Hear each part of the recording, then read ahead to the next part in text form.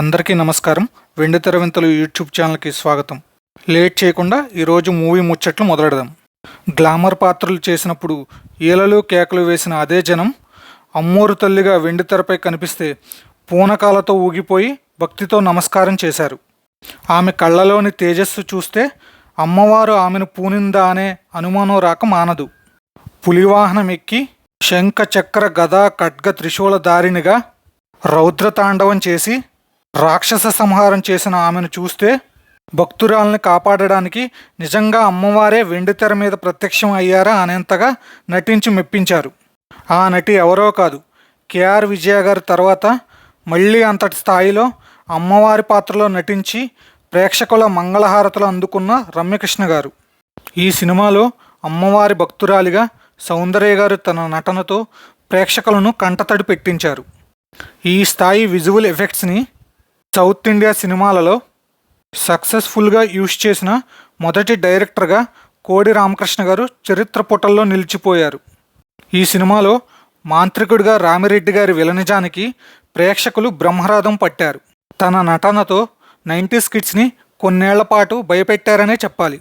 ఇలా ఎన్నో ప్రత్యేకతలతో ఎంతోమంది సినీ ప్రయాణాన్ని మలుపు తిప్పిన చిత్రం 1995లో విడుదలైన అమ్మోరు.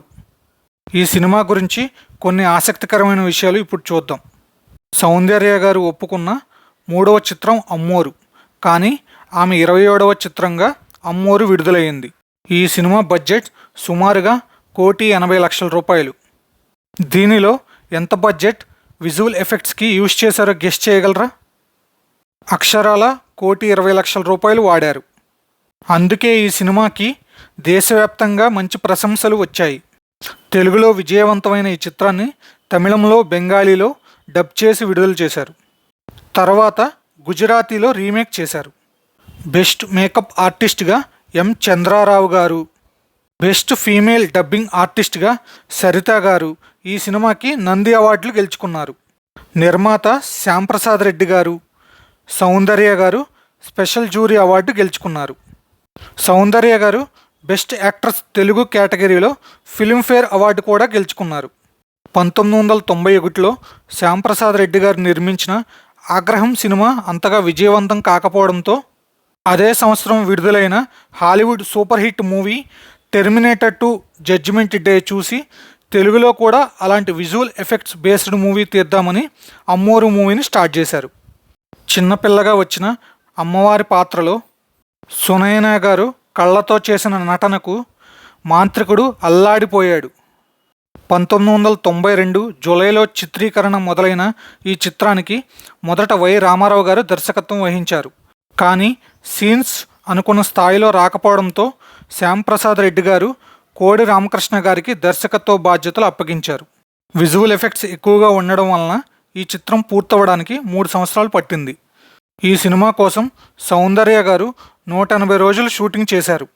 సంగీత దర్శకుడిగా ఈ సినిమాకు మొదట చక్రవర్తి గారిని అనుకున్నారు. కానీ ఆయన ఆరోగ్యం బాగోకపోవడంతో ఆయన అబ్బాయి శ్రీనివాస చక్రవర్తి గారు ఆ బాధ్యతలు స్వీకరించారు. తెర మీద నటులే కాకుండా తెర వెనుక ఈ సినిమా కోసం ఎన్నో కష్టాలు పడిన శ్యాంప్రసాద్ రెడ్డి గారిని తప్పక అభినందించాలి. యాక్షన్ మూవీస్లో శివ సినిమా ఎలా ట్రెండ్ సెట్టర్ అయ్యిందో విజువల్ ఎఫెక్ట్స్ మూవీస్లో అమ్మోరు సినిమా కూడా అలా ట్రెండ్ సెట్టర్ అయ్యింది.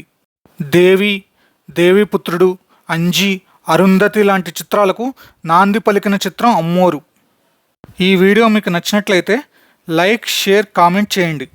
ఇలాంటి మరెన్నో మూవీ ముచ్చట్ల కోసం మన వెండితెర వింతలు యూట్యూబ్ ఛానల్ని ఇప్పుడే సబ్స్క్రైబ్ చేయండి. Thank you.